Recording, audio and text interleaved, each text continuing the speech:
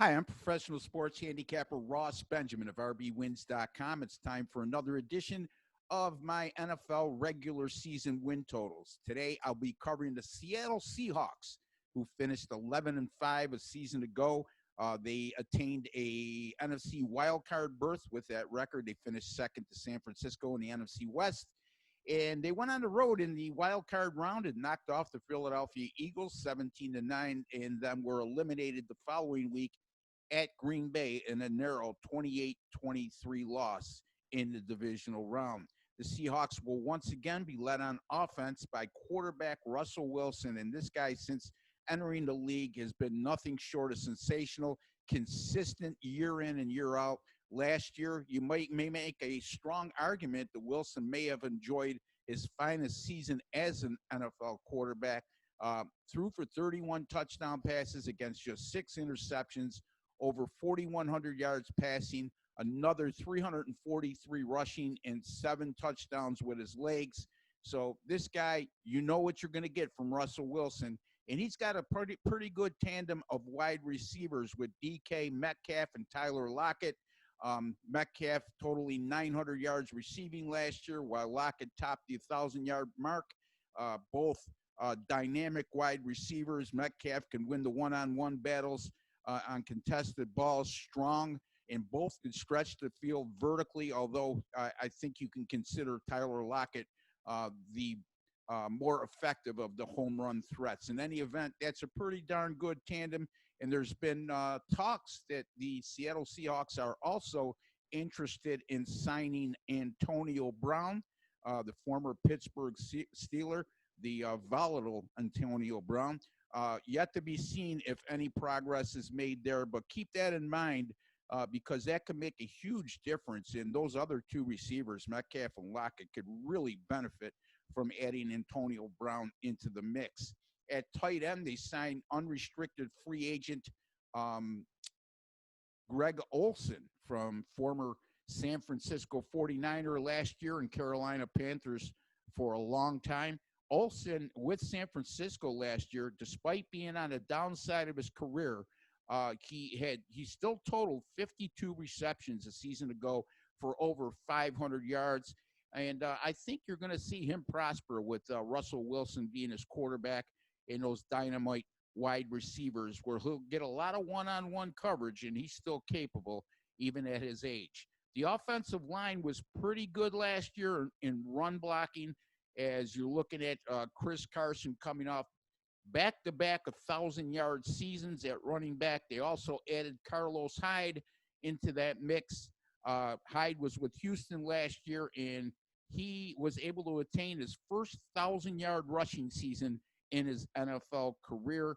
Where Seattle has to really shore up on the offensive line is in pass protection, as they've struggled in that area for the last few years now, despite having one of the more mobile quarterbacks in all the NFL in Russell Wilson. Seattle gave up 48 sacks a season ago.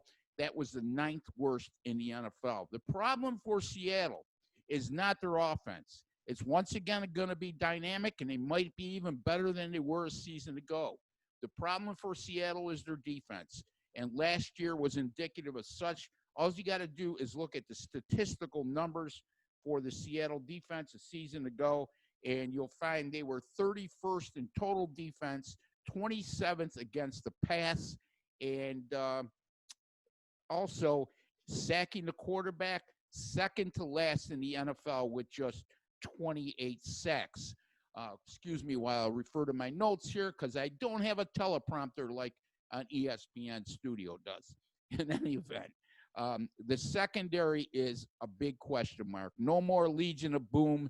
I just alluded to the amount of yards they gave up passing. The defensive line, I touched upon the lack of pressure they put on the quarterback, as well as, with that really, with the lack of pressure on the quarterback, they really didn't make any additional lineup changes or roster changes that leads me to believe that's going to improve anytime soon. With that lack of pressure on the quarterback, you leave a young secondary out to dry, and I think we're going to see similar results, as Seattle will probably give up a lot of yards, a lot of points, and also it specifically a lot of yards in the passing game. And if you look at their linebacker crew, that's the best they have. That's the strength of the unit. KJ Wright at linebacker. Also, you're looking at Bobby Wagner, the veteran. He still performs at a high level. And the Seahawks also, in this past draft, their first-round selection, they spent on Jordan Brooks, a highly touted linebacker out of Texas Tech. As far as their schedule goes, their first 4 home games really difficult, folks. I know Seattle is really good at home, but they're going to be hard-pressed to come away with a 2-2 sweep when facing New England, Dallas, Minnesota, and the 49ers. 3 of those 4 teams made the playoffs a season ago. Dallas, a much better team this year. Despite going 8-8 last year, I thought they were a much better team than that 8-8 record. They vastly underachieved. Coaching change this year, I think, will make a world of difference in Dallas. And New England, just adding quarterback Cam Newton puts a whole new light on where the New England Patriots may go this season. Then you look at their remaining road games, especially down the stretch. 4 of their last 5 road games are against teams that had posted winning records a season ago. That's where Seattle has struggled at times on the road.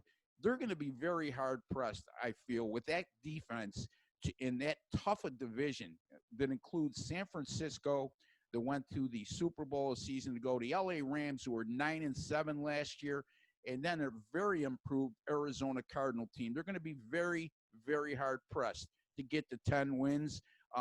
Having said that, the only way you're going to win by going under, they have to win 8 or less. I'm going to take a small chance there.